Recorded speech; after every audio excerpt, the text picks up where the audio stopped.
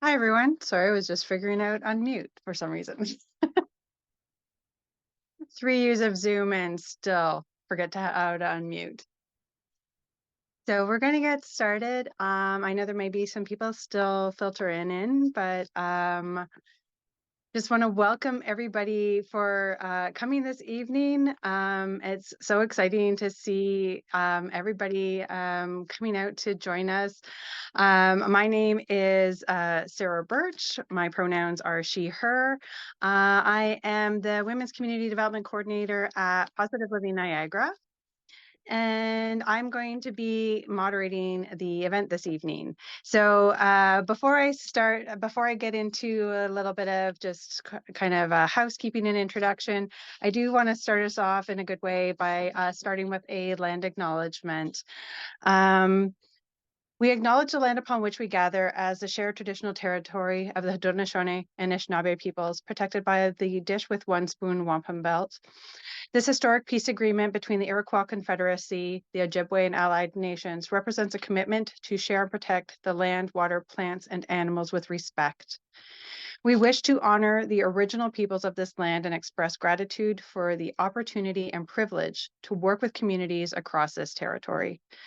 Positive Living Niagara also acknowledges the many people of African descent who are not settlers, but those whose ancestors were forcibly displaced as part of the transatlantic slave trade, brought against their will and made to work on these lands. Despite the ongoing violence inflicted on Indigenous people and Black Canadians, Positive Living Niagara is grateful for the care and contribution made to the land by Indigenous land uh, um, and water defenders and Black food growers and farmers. We believe that advancing Indigenous sovereignty is deeply and inseparably linked to Black liberation, and we remain committed to advancing both. And wanted to begin the evening with that because I think it's so important that we remember, especially when we're talking about HIV and how things like colonialism and anti-Black racism impacts exposure rates to HIV, and also how it disproportionately impacts people and their access to seeking the supports and treatments that they need. So thank you again for joining us. Just a little bit of introduction. So we're going to be starting off with a bit of a 10-minute film screening of an amazing short little film called HIV Made Me Fabulous, followed by a panel discussion with some phenomenal panelists who will introduce themselves after the movie. I've known them for quite some. One person I've known is a recent friend who I've had the pleasure of getting to know, but I've had chances to speak with all of them. So you're in for a real treat because they're amazing. So I want to, and there'll also be, as Megan already mentioned in the chat, we have somebody monitoring our chat. So if you do have any questions throughout, there will be a period at the end of the event for people to, for the panelists to respond to your questions. So if you want to put them in the chat throughout, Megan's going to keep track of those for you, so that we will make some time to respond to those at the end. So we want to make sure that this is a safe space for everybody to participate. So again, Megan is going to monitor to make sure that everybody is making sure that this we keep this a safe space for people to ask questions, to contribute, and want to also, of course, make sure that everybody is here to has come to this with open hearts and open minds to hear what our panelists have to say. So the reason we're hosting this at this period and time of the year is there's a few things going on. Obviously, there's Love Positive Women. There's Black History Month, but we also have Love Positive Women, which is runs from February 1st to February 14th. And Love Positive Women, for those who are unfamiliar with it, is an initiative that was started in Canada by a woman living with HIV. Wanted to promote, wanted to encourage women living with HIV to celebrate themselves and love themselves. But also it was an opportunity for community to show that love and support.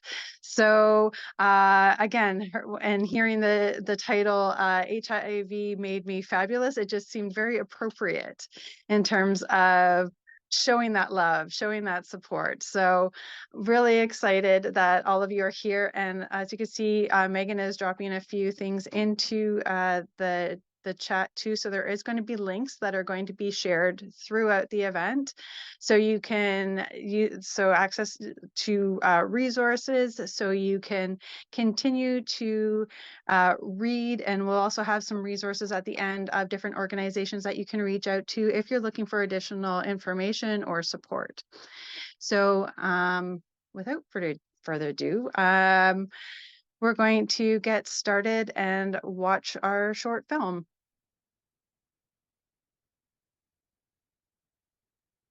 Bear with me, I'm just going to share my screen here so everyone can see.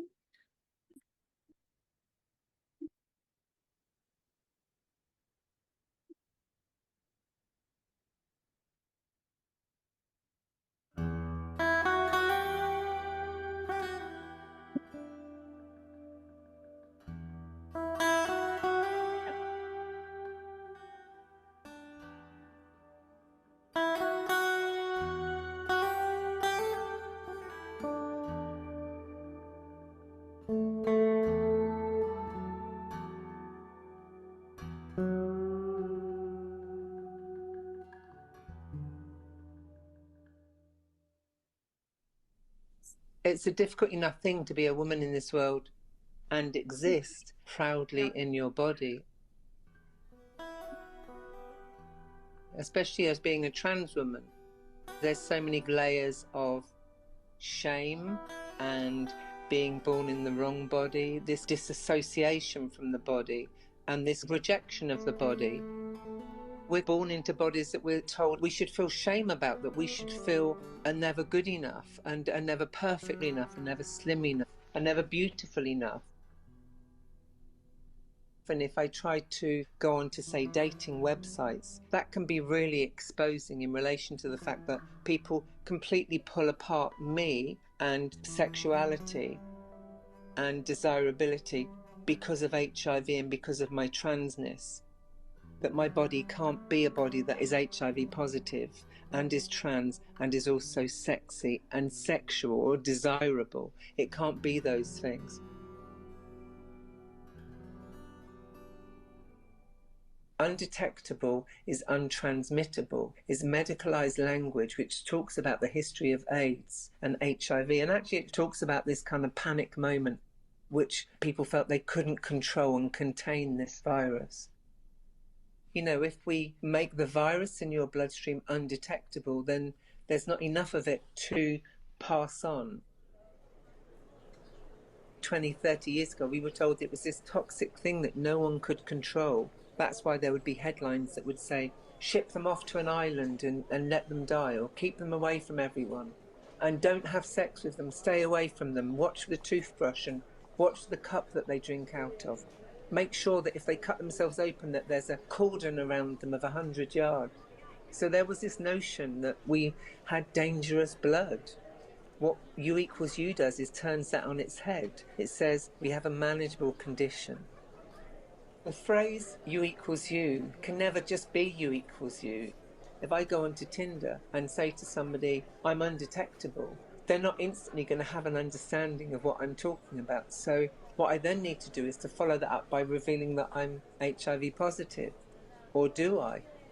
But if I'm going to introduce U equals U, then I do need to tell them, because it will make no sense to them. Then it's this thing that I've got to have a conversation. I'm a trans woman living with HIV, so I've then got to dispel all the myths. And then I've got to own up to some myths, because yes, I was engaged in sex work.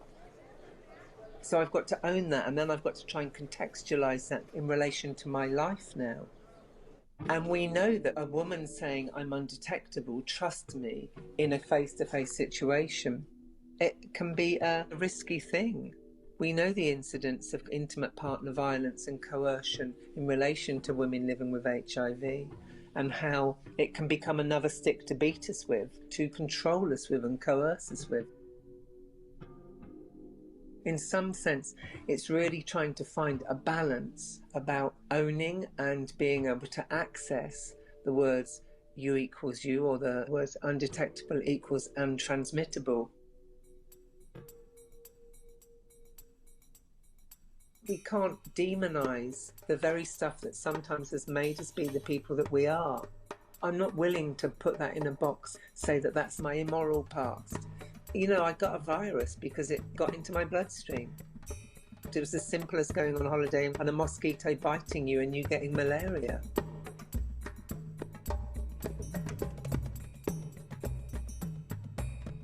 I didn't think that I was ever worthy of beauty. I didn't think that I would ever be capable of creating and owning beauty. If I go back 20 years, 25 years in my life, I was a sex worker, an HIV positive sex worker, an HIV positive trans sex worker, who people would look at on the street as if I was worthless. But I never really saw it like that. I just saw that I was doing what I needed to do to try and survive, but also to try and do good, to try and drag myself up continually. But like I always was on this quest to create beauty around me. So for me to actually have this space that I've owned and crafted, and it's just a tiny sliver of space in the middle of nowhere, but it's safety to me and it's security. It really is everything that I didn't think I could manifest, I've manifested. So often we're told that it will be a man or it will be another person that will complete us. And in a way, we are there very much to serve or service other people and to care for other people, to look after other people, to make sure in relation to sex somebody else is coming before you do. And I feel like it's probably one of the greatest feats of my life that I've got to a place where I recognize that my pleasure can be centered and it's important, it's valid. The history of HIV and AIDS has been the history of men and men's sexuality. You know, you can't escape the fact that men control the narratives, all narratives. So if you look at most campaigns historically, for you equals you, most safe sex campaigns have been directed at men, and they seldom featured women. It's very difficult for there to be a narrative around what you equals you means for women, because women often don't have the money to create their own campaigns. We might be offered a seat at the table to put our point of view forward, and we might become a face on the poster, but is it women creating a set of posters that really speak to women about being undetectable? We just don't own the narrative. The message that I would like to see out there for women is you own your body. Whether that body contain HIV or not contain HIV, you own that body. You have every right to take risks, to not take risks. You know, you have every right to all the same stuff that everybody else has, that men have. What I would want women to know is, you know, as many words as they want to say are enough, or as much information as they want to give is enough. And you are fabulous. All I know is that the combination of my writing, my words, the world that I create when I write, and the world that I live in, my home, my house, and how I can be sexual in this space, the kind of freedom I feel from being outside and self-pleasuring and feeling my body naked in the elements with the sun coming down on my body, that sense where there's no words, where there's no interference, where there's no labels, where there's no stuff becoming in between. It's about a purity that I feel like both HIV and transness, a lot of that stuff has come in and been words between me and the world, not having to strive to be good enough or to be any different than I am. Partially you equals you is saying to people, I'm clean, be intimate with me, show me intimacy, I can't harm you. And And in a way, there's a part of me that wants to scream and say, you know, HIV made me fabulous. HIV made me a fucking great writer. What has it done for you?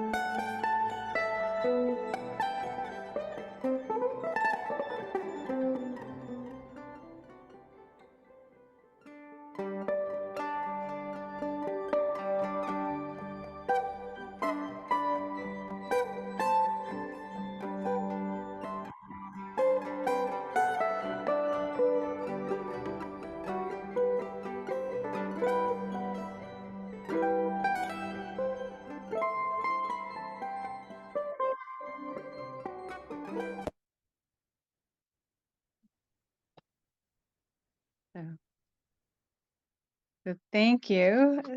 Thank you, Sarah. Sarah is our tech person from the Niagara on the Lake Public Library. So thank you for that. Um, so I'm going to ask our panelists to come on, and I should mention also, I don't think I mentioned this, you'll notice that we are recording this event. So our partnership with Niagara on the Lake, they are going to actually be uploading the event tonight to their YouTube page. So just to let people know, so it's going to be audio only. So, but for those of you who are in the audience, just so that you know, we are recording. It is going to be something that is made available to the public, but only as an audio, not as a video. So having said that, I'm going to ask Grace, Michelle, and Tania to introduce themselves.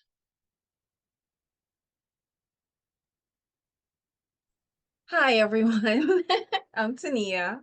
I'm a volunteer at Positive Living, and I've been HIV positive for, I don't know, probably 8, 9 years, I think. So, but so far so good, to be honest. I've been doing pretty good, so sometimes life might not be easy, but we still have to try our best, to continue pushing forward, so.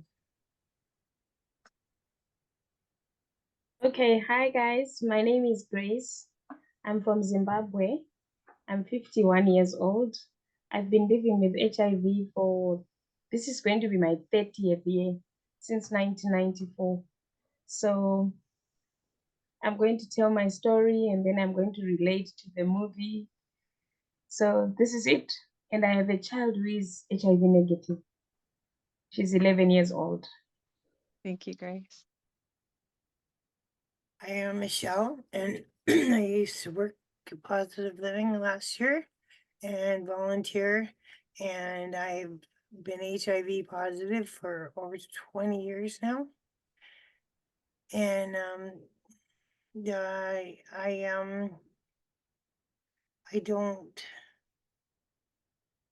don't try not to judge my own self, because other people judge me because of HIV, and I try not to judge my own self, and I try to care for myself. I do a lot of self-care, and I take days out just for that, for myself, and try to live the best healthy life that I can today. That's it for me. Thanks. Thank you to all three of you for joining us today. So, and it was, I mean, we started off with the film, so with one woman sharing her story about living with HIV. And so glad that, I mean, one thing that we know, people make a lot of assumptions.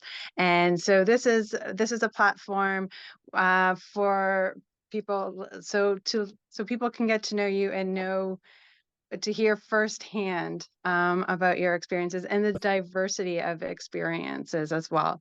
I do want to mention too, and so I mentioned at the beginning, I'm part of, so my role is part of a larger provincial strategy called the Women's HIV and AIDS Initiative. And so it was a strategy, it was a provincial strategy that was created about 13 years ago, and it was in response to rising cases of HIV among cis and trans women, two-spirit and non-binary people. So there are other women's coordinators across the province of Ontario who are working with communities to try to respond to the needs. And this is, we did a consultation in communities. So every few years, we do consultations with women in our communities in the different regions.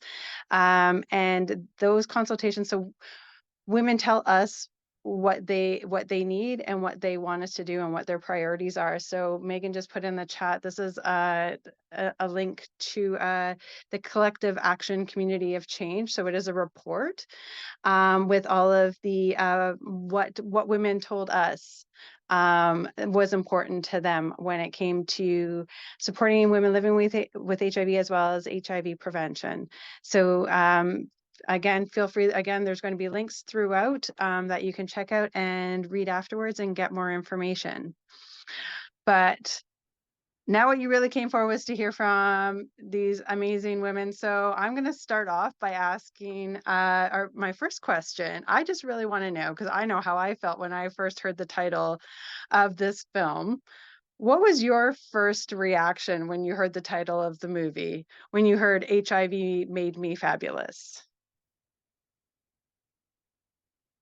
Okay, for me, there are a lot of negative stereotypes that are surrounded HIV, especially on stigma and shame, guilt.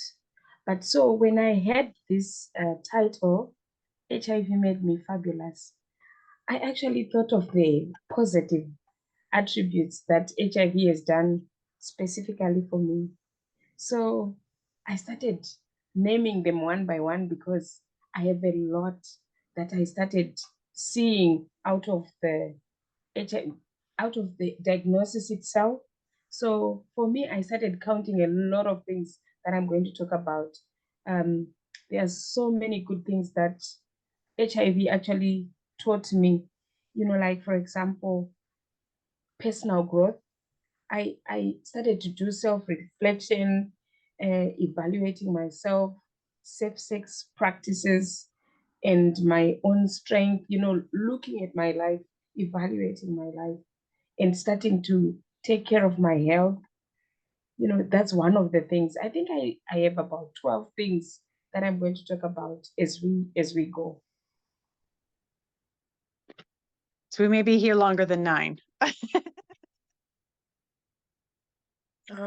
What I thought about that, it kind of shocked me because it didn't make me feel fabulous when especially when I first heard that Sarah was the person that told me, and I happened to be pregnant at the same time, and I didn't know. I got both news kind of at the same time, pretty much, and it was just shocking.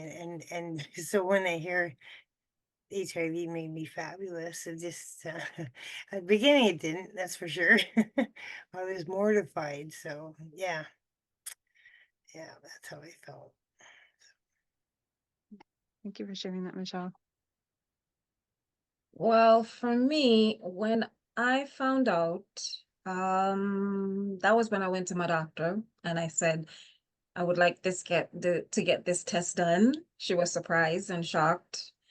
But eventually when I found out, to be honest with you, I was more stunned and mortified. I just sat there like I was a statue.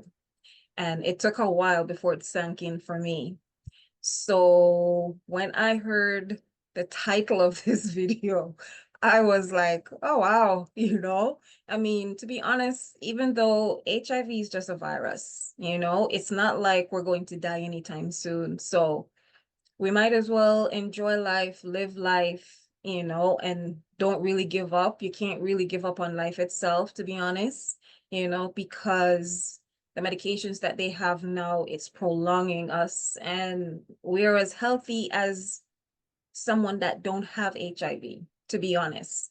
So as long as you love yourself and you take care of your health and you take care of you and self-love, then to be honest, it will make life a little bit easier as well. And as long as you have someone to talk to, a companion or someone that you can trust, to like sit and just talk about things as well too. You can't have things bungled up or hold up inside, and because it will eat you alive. So life is precious regardless, and we're not gonna die anytime soon. So HIV, I would say, yeah, it did make us fabulous, regardless of what people say or what they think. And just to add on to that, I'm just going back in the 90s. For us, they used to say HIV kills. So, the first thing that you would think about is death.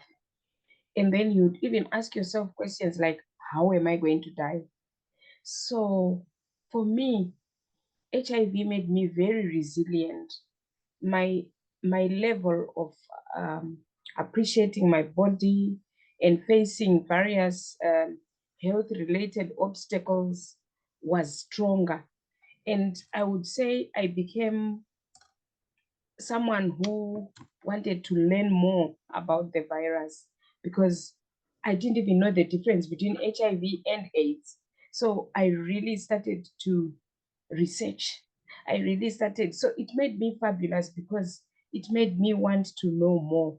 And then the other good thing about it is I started inspiring others, because people would be so sad, so depressed. So whether you were infected or affected, whether it's someone you know. So I started to open up to discuss that I'm living with HIV. I started sharing with my family. I started sharing my story on newspapers, TV, social media. And, I started building a community. And that gave a lot of hope to the hopeless, because a lot of people just thought life was bleak. This is my end. I'm waiting to die. So HIV made me fabulous in the sense that I started having WhatsApp groups, Facebook pages.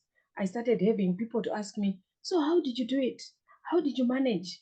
And then we would actually tell each other about the side effects, strengthen each other, with support groups. So for me, it really made me fabulous, to be honest. I mean, I think all of you are fabulous. So,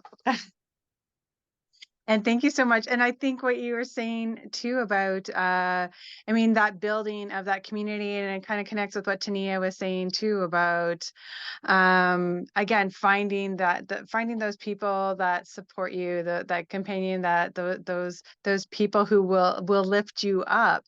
And Grace, you talked more about, also becoming that person who like lifts other people up, and so creating that community of care, which speaks right to the spirit of Love Positive Women, and why we're having an event like this too, is because there are people out there who don't know, who may be affected by HIV, who may not have that community. And so we want to, hopefully hearing all of your stories and hearing you speak will, they can find something to connect to in your stories, or realize that there is a community of support out there. There is that hope. So thank you, all of you, for coming and, again, being here with us today. Something I wanted to say about Okay, let me see if I can get it straight now. Um, I was when I found out and everything, I was addicted to drugs and it was a mess. And you know, my sports ended up being this positive living, Niagara, and they've been with me through everything I can think of, everything, and they've always been there for me without judgment. And I'm gonna cry. Okay, I gotta be careful here. I don't want to cry. um, it my heart just goes out to all these wonderful people that work here, and how kind they are and caring. And I don't know what I would have done without you guys. Really don't. You've been with me through the whole thing. You still are. Thank you. Thank you, Michelle. Yeah, I just want to add, HIV made me fabulous in the sense that I became a patient advocate. Like, for example, when I was tested and we started treatment, I started going to conferences, and at the conferences, I would meet manufacturers of ARVs.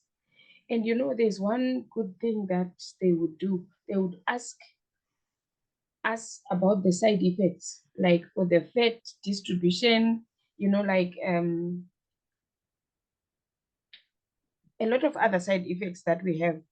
And you see, what I also liked was my voice and my testimony made a difference, because they would actually look at it and say, okay, we are going to add more doses or more or reduce or whatever. So having a healthy body, and even with the side effects, it made also the manufacturers go and make better researches, better, you know, scientific other researches, so that we can have better medication. Because I'll tell you, when we started, for me, like I said, I'm on my 30th year. When we started, there were more side effects, there were more adverse effects for this treatment than they are. These days, people won't even notice you are on medication. But back then, when you used to take the medication, they would start redistributing your fate, and it wasn't a good sight. So for now, I would really say it made me fabulous, because my voice and my testimony made it in such a way that the manufacturers also went back and said, let's improve. Let's do it in a better way. Let's deal with opportunistic infections. Let's try and do. And you know, I'm a good testimony, because I'm also one of the people who have a child who is negative. So the PMTCT that was introduced also helped. And you know, it gives a lot of hope to those people who were hopeless, to say, can I breastfeed? Can I this? But it made me fabulous, because I'm made complete. I'm a woman. I can give birth. I can breastfeed. I can just live a normal life like anybody else. And the child is still negative. So I'm not just surviving, but I'm thriving. So to me, that's making me fabulous. It's so important that, and I'm glad you brought up like being that voice of and affecting change, because that was also brought up in the film too. You know, so much of the narrative has really been driven by men, and especially in North America. Excuse me. In North America, but just even in the sciences and that kind of thing. So again, really, really important that, you know, women's voices are amplified, and different women's voices are amplified as well, because not every experience is the same. So, you know, it's so wonderful. And I'm trying to grasp that 1994 was 30 years ago. How did that happen? But still, now I feel so old. But um but yeah, that's a whole other topic. But I'm glad that you brought that up, and the importance of, listening to those voices. And again, thank you to the folks that came out to watch this today too, because you're part of amplifying those voices. You're hearing the actual experiences of people living with HIV, and, we'll take that knowledge and hopefully will inspire you to learn more and do more, and continue to amplify those voices. So that's fantastic. I do also want to mention, so there's a lot of changes, and you did mention infant feeding as well. So in Canada and North America, there are different. There are things that are different in Canada. So the recommendations in Canada, because the assumption is that everybody has access to clean water here. So the recommendations in Canada, although there is starting to be a shift, is still to formula feed if you're HIV positive. So that is specific. That is very different in other parts of the world where actual breast and chest feeding is the recommendation. In Canada, the recommendation is to formula feed. But again, there are some changes happening with that, and it's because of women speaking up and sharing their experiences that has started to change.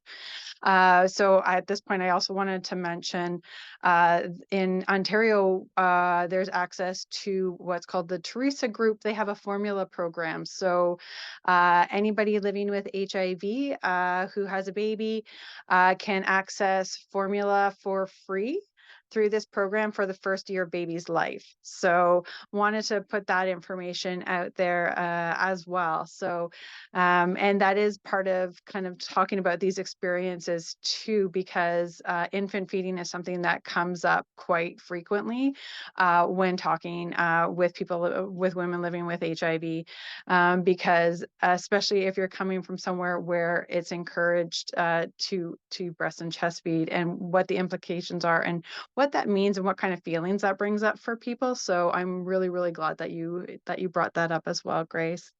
So thank you. The other thing that the film talked about a lot was U equals U. And so I wanted to, and I'm not sure if everybody who's listening to this is understood what U equals U means.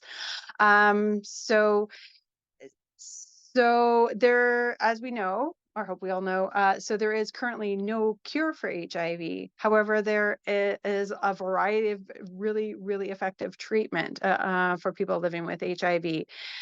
So the goal of treatment is to suppress the viral load. So it doesn't go away completely, but it can stop it. It can stop the virus from making more copies of itself. So while there's still no cure, you can person who is on treatment and able to maintain their treatment can have what's called an undetectable viral load, which means there's so little of the virus, the HIV virus in their body, that the blood tests cannot find it.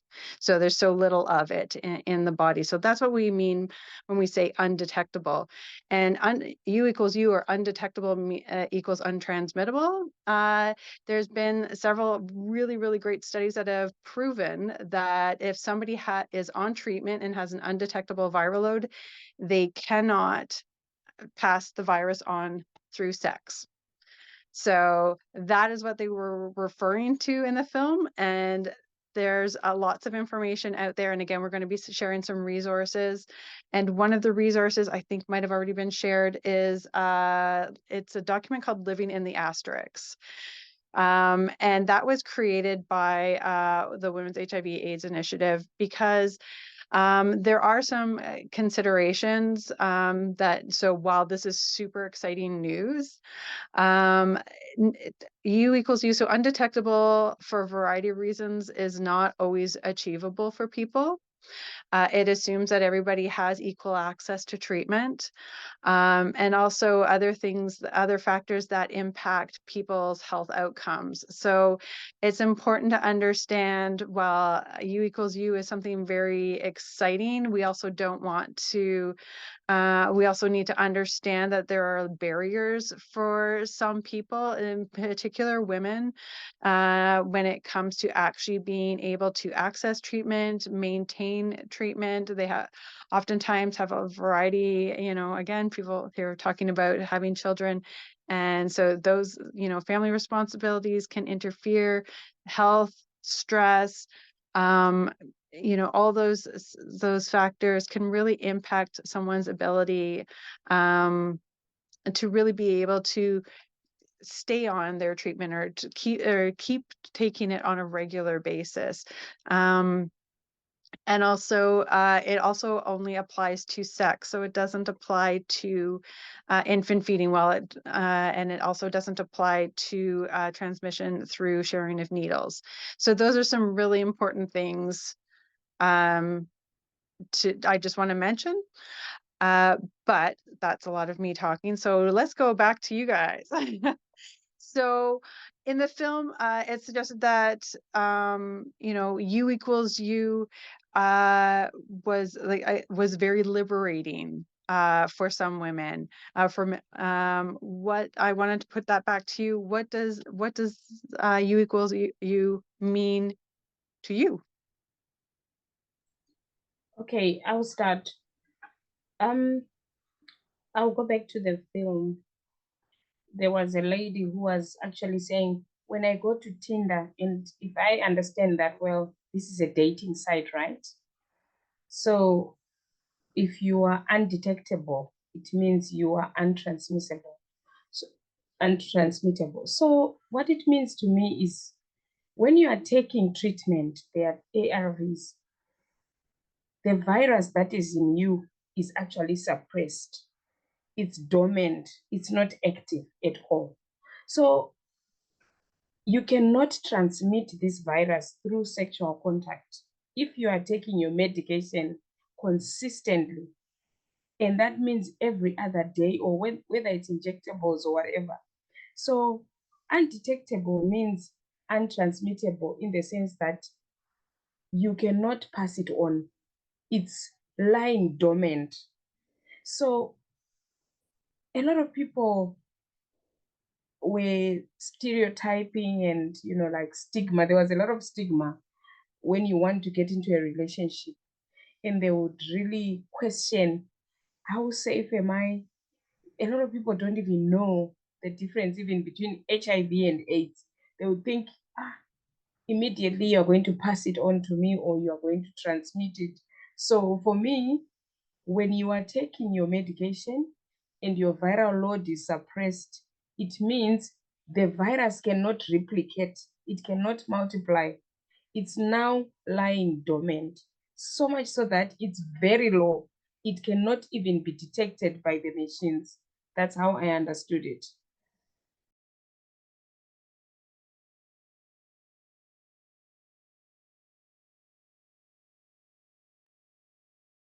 Oh yeah, that is true. Yeah, well, when I first heard it, at first, for me, I didn't understand, but then I started to listen to like other friends and stuff like that talk about it as well too. So being undetectable, it's like saying, if you're going on a date, then you're saying to yourself, do I have to disclose to this person, And to be honest, you don't have to. As long as you're undetectable, you do not have to. But at the same time, if you are not undetectable, then you will have to let your partner know, because then, you don't want to be in trouble yourself. So you know that you can't pass it on to your partner or who is in your life. And as long as you take the medication, on time, and you do not miss a dose, then everything will be fine. But if you do miss a dose, you know that you can't take the same pill that day. You have to wait until the next day to take it. That's all.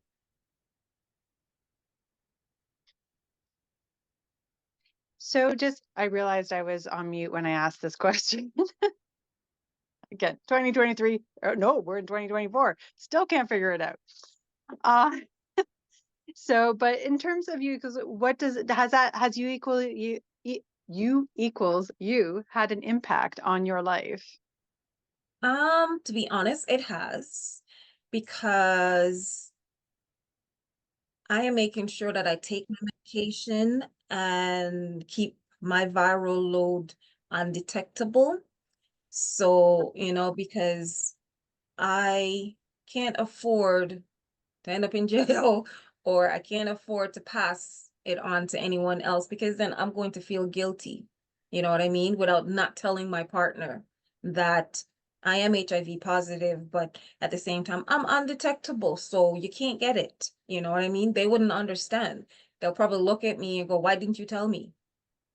So the fact of the matter is, as long as you're undetectable and you can't pass it on to who you're dealing with, as long as it's only one person that you're dealing with and not, 2, 3 different people, then, it's good. So just make sure to keep your viral load down, and always make sure to take your medication. Don't miss it, so that you can prolong your life and live a healthy life like any normal person. Okay, for me, I was married. My first marriage is where I actually got infected. But my second marriage, I married someone who was negative. So we stayed together for years. He did not get it, and I did not pass it to him, and he still tested negative even after years, and we were not even using protection. So for me, U equals U, because my viral load was always suppressed and it was undetectable. And we would continuously go, when we go for resupply for our tablets, we would also get the blood test to see if the viral load is suppressed. So for me, it really works. And I'm actually a testimony, because I did not pass it on, and even to my child and even to my husband. So U equals U for real.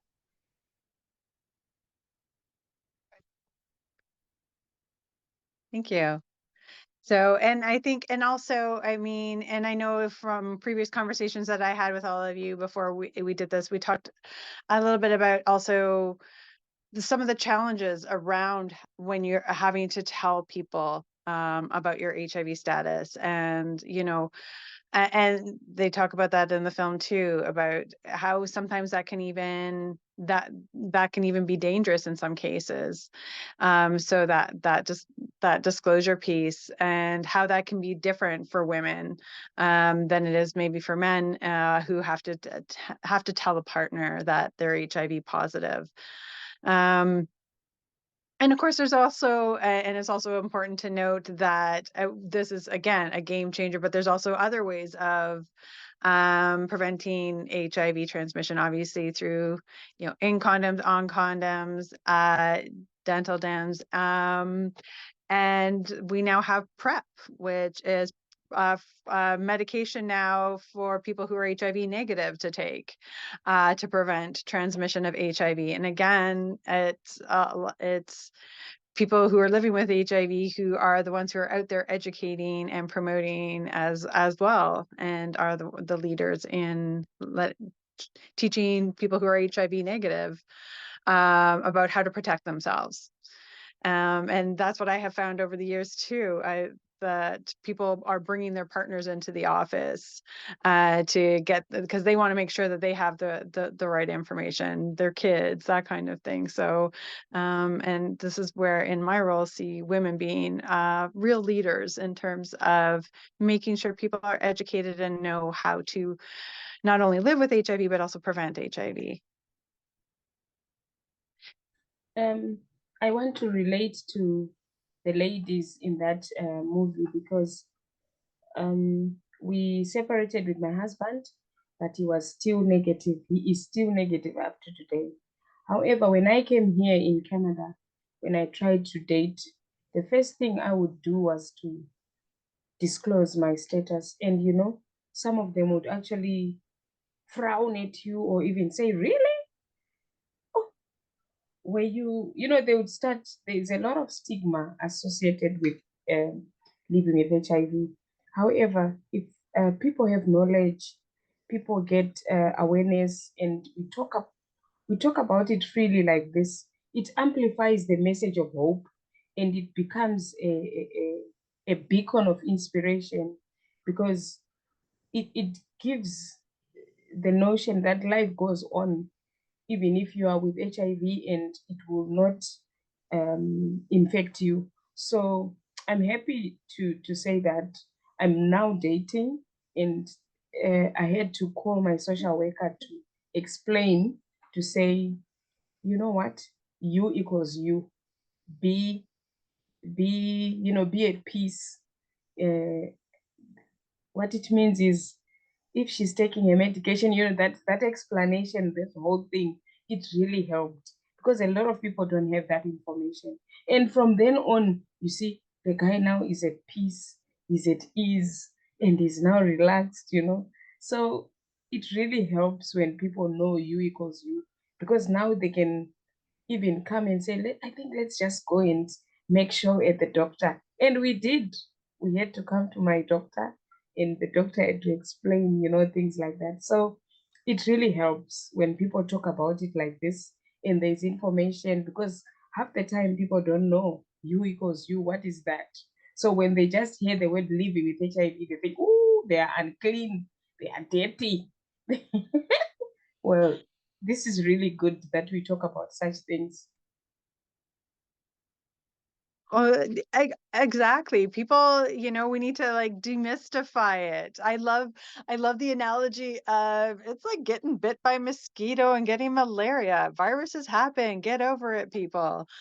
So it was and I like that. And the more we talk about it and the more people learn about it, we get rid of some of that stigma and those myths that are still out there. There's so many myths that are still kind of rattling around, even from the 80s, that people, it's been around long enough. You would think people would have learned by now, but they're still, stuck back there.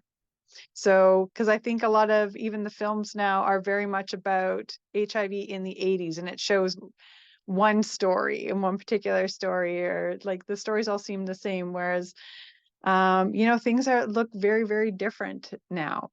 And the things that we thought were true back then, turns out a lot of them are not true. So having these conversations are really, really important. So, I mean, one of the things, and I know when we talked about this before today, we talked about myths, and so what is one thing, I'm going to put this out there to all of you, what is one thing you wish people knew about HIV or living with HIV? What is that one thing you're like, if you remember nothing else from today, this is what I want you to know? For me, I want people to know that you can't catch it from wearing my coat.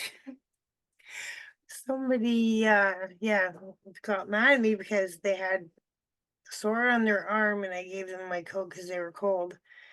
And they said, "How dare you give me your coat when you have HIV?" And so stigma, I think, is one of the things that's really important to me, because I don't want to feel shame, and I don't want to feel humiliated, and I want to feel fabulous. That's it for me. Thanks. Yeah. Thank you. Well, and I mean, you can't catch HIV from sitting down in the toilet seat either. Yeah. So, you know what I mean? Yeah, I mean, somebody needs to dispel that myth. exactly. So nah, HIV is just a virus, to be honest. It's a virus. And I know most people may not understand, or maybe they do, but they don't want to comprehend, you know what I mean? Like literally, as in they think it's a death sentence, and it's not. AIDS is a death sentence. HIV is just a virus. You know what I mean? So it's like it's your body that's trying to fight off this infection, but it can't fight it off alone. So we have to, like I said, take our medications and keep it under control. If we don't do that, then of course it's going to lead to the other death sentence. And that's the last thing you want. You can still live a happy, healthy life, you know, and go on living until it's time for you to go bye-bye. But until then, you can just still continue doing the things that you want to do, dating, falling in love, you know. So yeah, can't give up on that. Yeah. I I do just just want to clarify, sorry, I just want to clarify one thing. At one point, AIDS might have been a death sentence, but now that has also changed now with treatment. So I met a lot of people over the years who, and for those of you out there who don't know the difference, because this has come up a couple times in our conversation too, the difference between HIV and AIDS. HIV is the virus. It's a virus that gets into your body, into your bloodstream, and gradually, over time, usually a very long period of time, weakens your immune system to a point where you are susceptible to what's called opportunistic infections. If you have a weakened immune system and you get an opportunistic infection, you can get a diagnosis of AIDS, which is not something that we see very often nowadays because of the treatments. Most people don't progress to that point, but even if they do, there's still treatment available. And so some people are able to, in fact, quite a few people are so whereas at one time AIDS was the final stage, we now have treatments available. So there's still that possibility, that hope of being able to recover and come back because of the treatments that are available. So yeah. Yeah, you said exactly what I wanted to say. I wanted to say I wish people would know the difference between HIV and AIDS.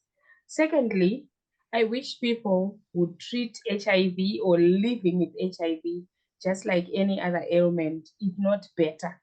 Because for me, if you are on medication or you are injecting yourself like the insulin, I think HIV would be better. So I wish people would take HIV not, not as a bad thing, not name calling it, and so many, stigma surrounding it. So for me, I really wish people would understand that I am living with HIV, but I'm as healthy as even better than I was before. Because if you look at it, people expect me to be like in hospital or having pity parties, feeling sorry for myself, looking frail. So I wish people could understand the difference in that if I am not having opportunistic infections, I think I'm even better than those who are not tested. Because if you are not tested, you are living in the dark. You don't even know if you have it, and you don't even know the CD4 count in you. You don't know what's happening to your white blood cells.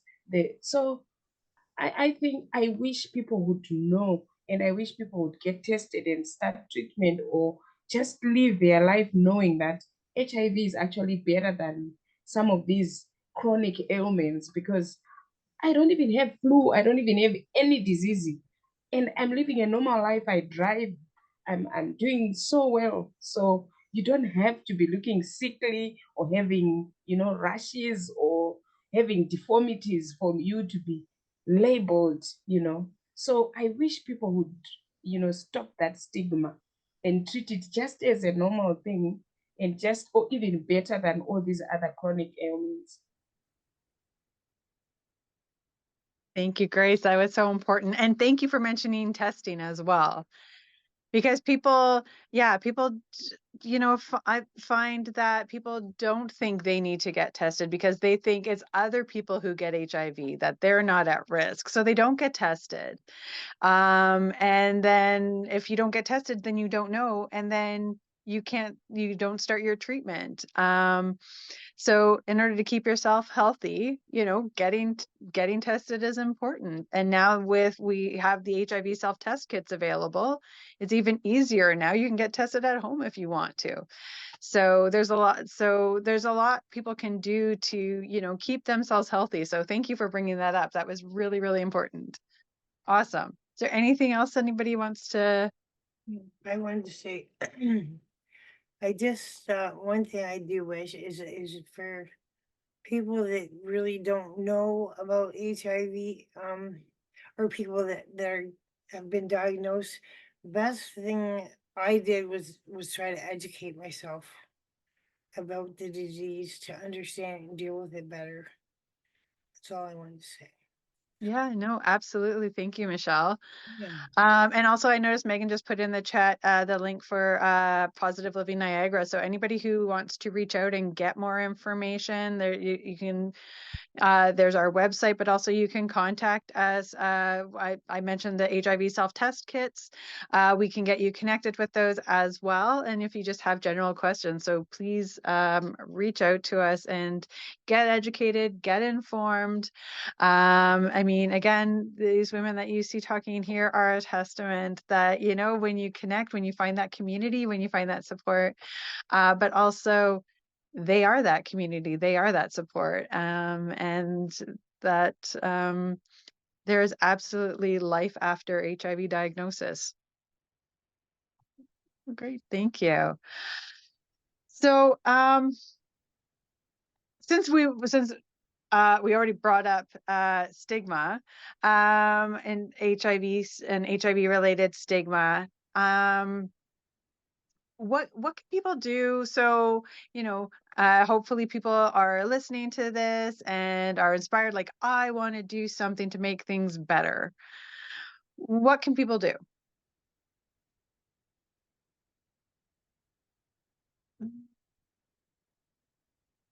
Okay, are you asking about us living with HIV or just the general? Both. Okay. Like for me, I started going on social media, newspapers, radios, TVs, and I am also on YouTube, trying to challenge these negative stereotypes, trying to demystify, the stigma surrounding HIV, because people just associate HIV with promiscuity or being a sex worker or whatever. So, and they think they can never get it even in a marriage setup. So I think we need to reach out more, talk, because at church, at my local church here in Canada, when I tried to tell like just a few people I'm living with HIV, they all looked at me and their jaws dropped, as if I'm saying I have COVID or I have what you call it, that white skin disease, that that leprosy. It's like people are still scared even. You have AIDS? So I don't know why they think it's like from space or moon or the moon, or it's not like they don't think it can live among us. And that is so often the perception, especially in North America. I find, like, in Canada, we don't talk about it. It's something very, very hidden. It's like this deep secret. I've even had people, when I tell people where I work, they're like, oh, HIV, is that like really still a thing? And so that's something, again, that whole mindset of it's something that happens somewhere else, or it's something that happens to other people. And they get it in their heads that, well, it's not me. So they don't educate themselves and they don't take the necessary precautions and they don't get tested. I'm so glad you're out there spreading the word to like everybody by the sounds of it. I mean, if you tell someone I'm living with it for 29 years and this is my 30th, they don't believe it. They think, oh, you're saying it because you want money? I'm like, what money? I'm living a normal life just like anybody. and I wish it could just be normalized to talk about it and accept it, that this is real. We should not fight reality. We are living with the virus amongst us. Thank you. Tania, Michelle, do either one of you want to add to that?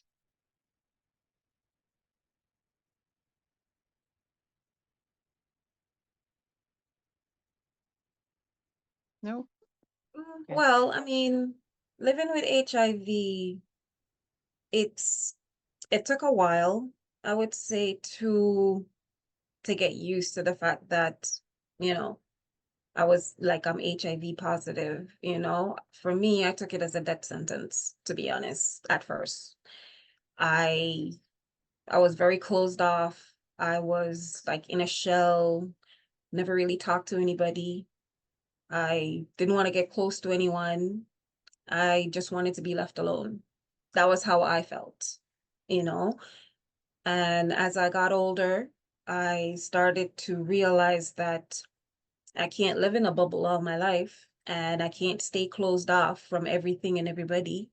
So gradually, I had to take my time and get out of my own head and get out of my own shell in order to communicate with other people, even if I didn't get close to anyone at that time, or I just wasn't ready. So HIV, yes, it's changed my life, but at the same time, I'm very healthy, in any way, every way possible. I take my multivitamins just like a regular person. I do things to keep my health. I do things just to make myself happy, as long as I love me and I take care of me, as long as there's self-care and you take care of yourself and you take care of your health, then life does not look so bleak, So whether or not you have someone in your life or you do not have a partner in your life, you can still continue living your life until eventually, yes, someone may come into your life that will love you for you, whether or not you have HIV or not, it doesn't matter. You know what I mean? So you still have to continue living life no matter what, and when you have someone you can talk to, a companion, or a trusted, like a shoulder to cry on, a good friend, so it's like, as long as you have someone that you can pick up the phone at whatever time at night and go, let's talk, I just want to talk, I want to vent, and they will just sit and listen, so most people don't have that. Most of us don't have that, but it's like it takes time, to get there. And when you do get there, that's when you find out, or that's when you know who your friends are and who your friends aren't.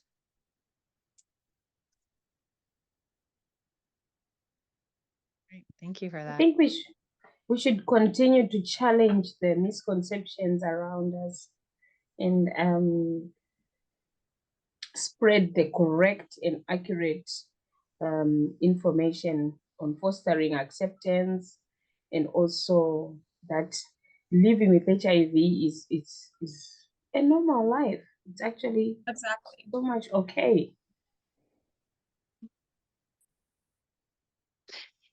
So some of this, and we talked about some of this again prior to, and it was brought up in the film. Some of the stigma is also connected to a lot of the stigma we have around sex and sexuality.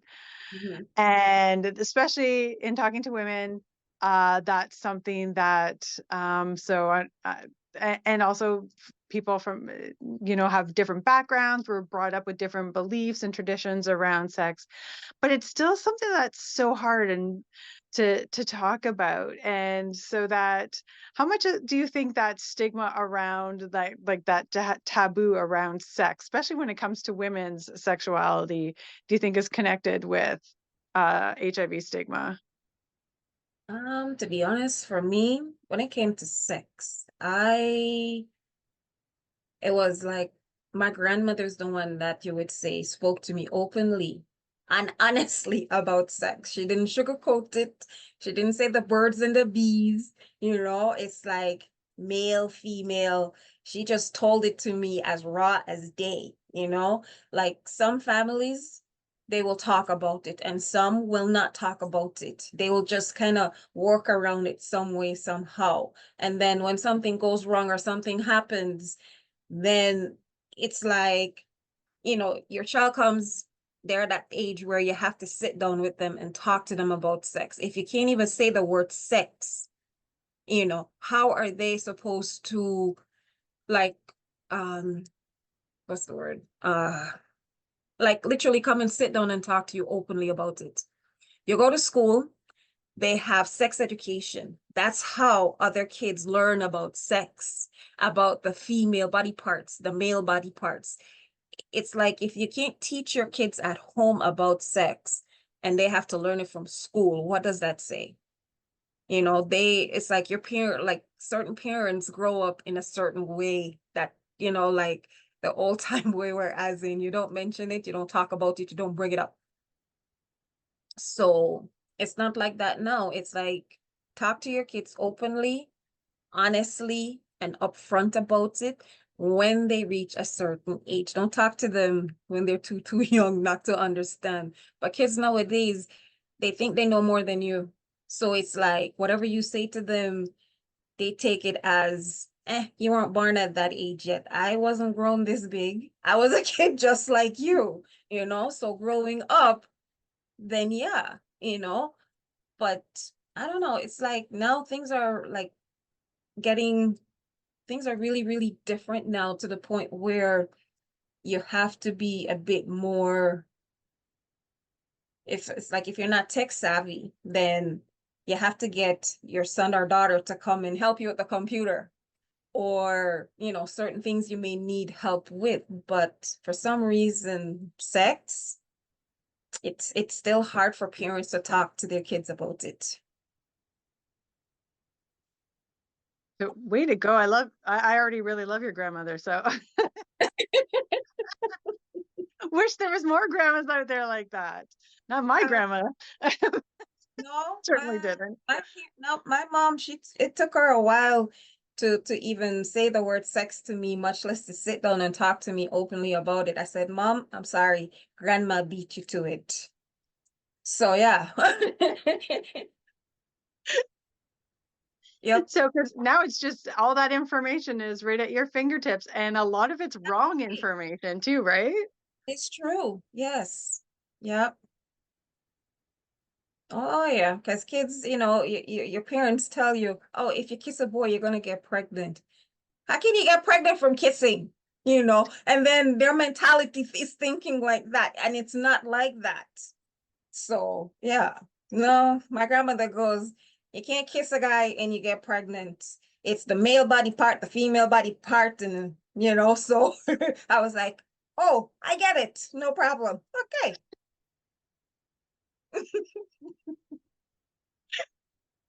Did anybody else have grandmothers that shared this information? Oh, sure. I relate to that. It was like taboo.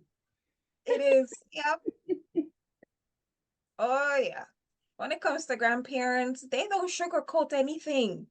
They let you know like point blank, So there's no birds, there's no bees. So it's like, I'm human. I'm not a bird. And how can a bird and a bees like, So no.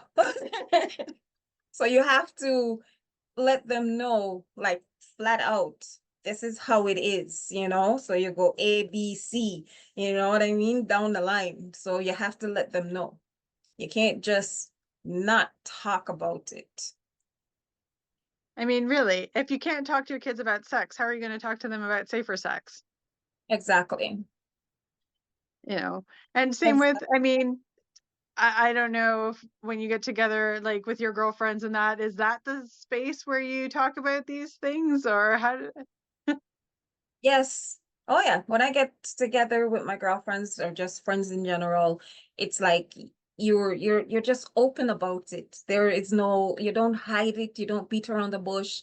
You just come out and you say, you know, such and such. Sometimes you even give them different pointers as to what to do in their sex life type of thing as well too. So you know, just pointers, just pointers. That's all. So yeah. Mhm. It's all that I mean, that's great. That's all part of that empowering around sex. And again, It's how are you supposed to talk about HIV? How are you supposed to talk about these things if you can't even talk about the basics, right? exactly. Yep. You have to be able to talk about the basics, and then gradually you know, then you kind of shift it, but you gradually take your time to work into it, you know, to say, how much do you know about HIV? You know what I mean? Type of thing. Just to give them, to get their mind to open up a little bit more to, you know, to ask questions instead Yeah, of shutting down. awesome. So, and again, because this is, I wanted to sort of open up in terms of, because, you know, there may be other women out there who are living with HIV, who may be listening to this either now or at a later time. I wanted to put it out there in terms of, you know, for those women out there who may be listening, um, what kind of message do you want to tell them? What would you like to say to them? Well, I mean, in this day and age, as we get older, even if you're in a relationship or not in a relationship, make sure and foremost to always put yourself first. Love you. Okay? You have to love yourself. If a guy tells you he loves you, you may believe him, you may not believe him. It doesn't work like that. In any relationship, take care of you. Take care of your heart, take care of yourself, and make sure to love yourself. Honestly, you have to love yourself. When you love yourself, a man can come and go in your life, but you have to love you. So make sure to take care of you and your well-being first. And don't always depend on a man. You have to take care of you. Depend on yourself first and foremost. And any man that comes into your life will cherish you, take care of you, love you, okay? And not ask you to be somebody else that you're not. As long as they love you for you and you love yourself, the relationship or, you know, whatever comes in your life, it won't be so bad. You'll be able to handle it day by day, you know, one foot in front of the other. Yeah, for me, what I want to say was actually brought out in the movie when they said we are made to believe that we are incomplete without a man, and there's no need to strive to be good, or to strive to be somebody else, or to feel sorry for yourself. Even if you have a short body like myself, I walk tall. Even if you are obese or whatever, I am so grateful that I'm alive. So to the women out there, I really want to empower you and say life goes on, and prioritize your health, um, so that you can actually go and get, medication, go out there to support groups, go out for conferences. You need to maintain a well-being that's good. Adhere to medication, and then you need to have a routine of your, like you need to take care of your full blood count, liver function test, all those things. You need to know your anatomy, know your body. So I really need to empower the women out there to say you are complete the way you are. If you are, there's no need to feel sorry for yourself. If you can find someone, wow. But if you can't, thrive. Thank you. Yeah, I was gonna say, you talked about your short stature, and I was like, you'd never know that. I mean, I know we're on Zoom and everything, but you definitely walk tall. Michelle, is there any message you wanted to put out there? Is there something for anybody, any women out there who are living with HIV? Is there a message out there that you want to, something that you wanted to say to them?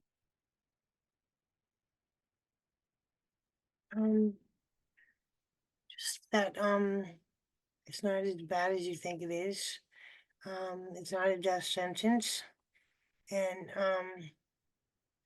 if you take care of yourself and become undetectable, then you can live your life like a normal person would.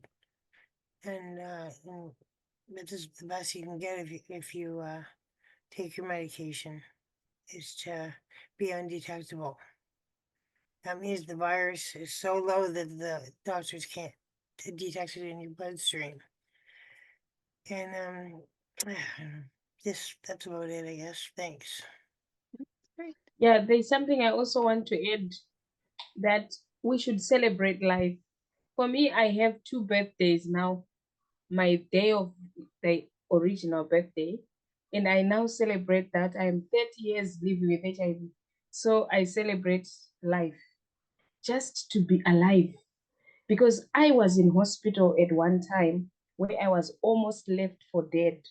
So if you are living with HIV there, celebrate life, embrace your journey, whatever difficulties, whatever challenges you may face, whether they are side effects of taking ARVs, whether you are deformed, whether you have qualities that you feel you cannot change, it's okay.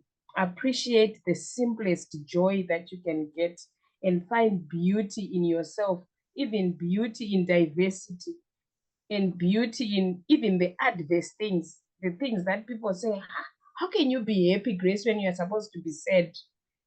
Find beauty in that. That's why for me, HIV made me fabulous, because I started looking at the positive side. I'm alive. I'm healthy.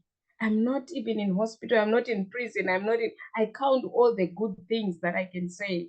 So for all the women out there, don't dwell on the negative. Don't marginalize the negatives. Celebrate life. Look at life with so much joy. That's my advice. That's awesome. Thank you, Grace. Thank you to all of you. Megan, I'm not sure if there's any questions in the chat. I have not been paying attention to the chat at all. So, No questions yet, but maybe this is nope. a good opportunity to either have people come off mute to ask their questions, or if they're more comfortable just writing it in the chat, then I can ask for them. Yeah, absolutely. So if anybody has any questions for our panelists, also, again, keep in mind, we are going to be, so we've already put some links in the chat for you to go and get more information, and we're going to be posting a few more where you can go and get access to resources, get information, get connected with organizations that can provide support and information as well. I don't know if we want to give it a minute. No, it's a lot of information and a lot to take in as well. And people get shy, even on Zoom. So we will also have our contact information available as well. So, oh, I see Megan has started posting again. Thank you to, I should mention, Megan also works for Positive Living Niagara as my amazing, fabulous, since we're talking about fabulous women, our fabulous African Caribbean Black worker as well here at Positive Living Niagara. She just posted the link for ACHO, which is the African Caribbean Council on HIV in Ontario. So these are all links to different groups in Ontario and in Canada where you can get access to information and get connected to supports in your communities.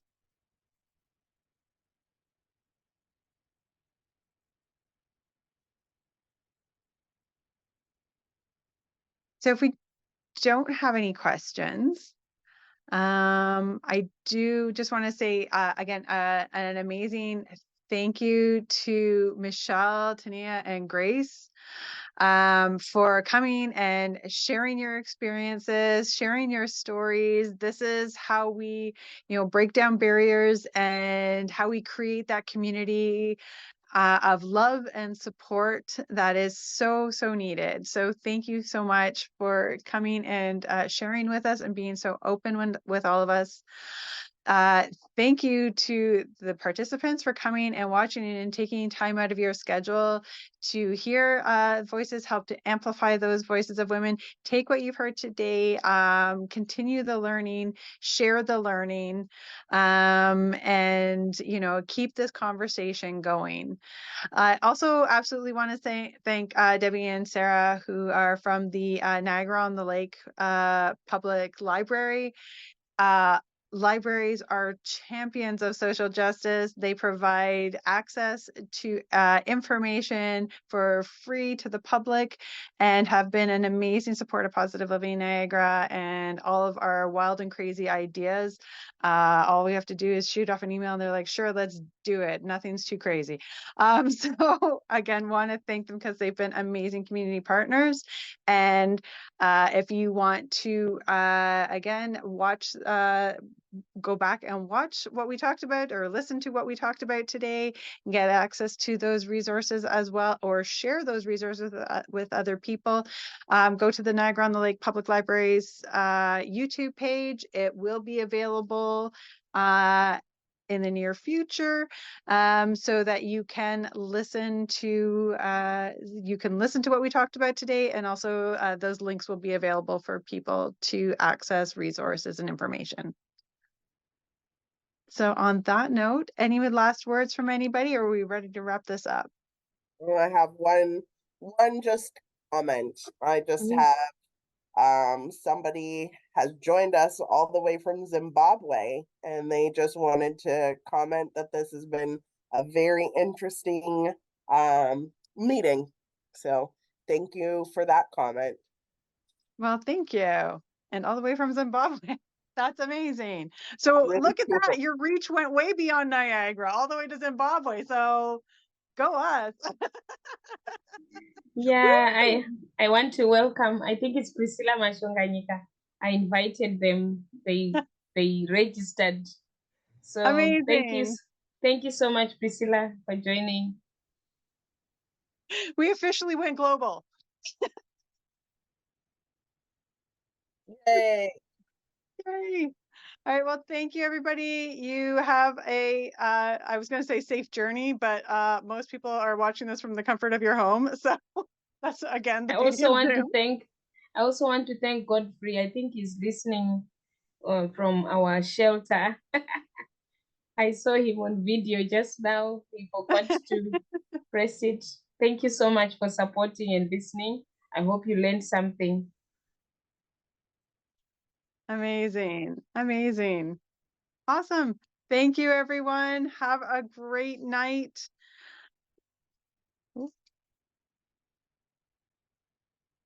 I'm just going to ask the library folks, and we can stop the recording, but I'm going to ask the library folks and our panelists to maybe stay on after everybody leaves.